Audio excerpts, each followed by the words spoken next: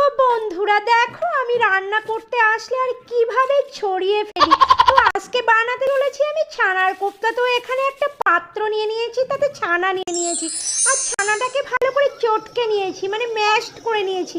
আর এদিকে কড়াইতে আমি সাদা তেল গরম করে নিয়েছি আর তারপরে ছানার বলগুলো দু হাতে একটু ঘি মাখিয়ে গোল গোল করে বানিয়ে নিয়েছি। নিয়ে বলগুলো আমি কড়াইতে ফ্রাই করতে কিন্তু অলরেডি দিয়ে দিয়েছি, তোমরা দেখতেই পাচ্ছ। তো বলগুলো আমি ফ্রাই করে তুলে নিয়েছি লাল লাল হলে। আর এখানে আমি ফোড়নে গোটা গরম মশলাটা একটা তেজপাতা ভেঙে দিয়েছি। আর এখানে কড়াইতে কিন্তু আমি ঈদ উষ্ণ জল ব্যবহার করেছি আর এর সঙ্গে জিরের গুঁড়ো, লঙ্কার গুঁড়ো, নুন, চিনি স্বাদ মতো সব দিয়ে দিয়েছি।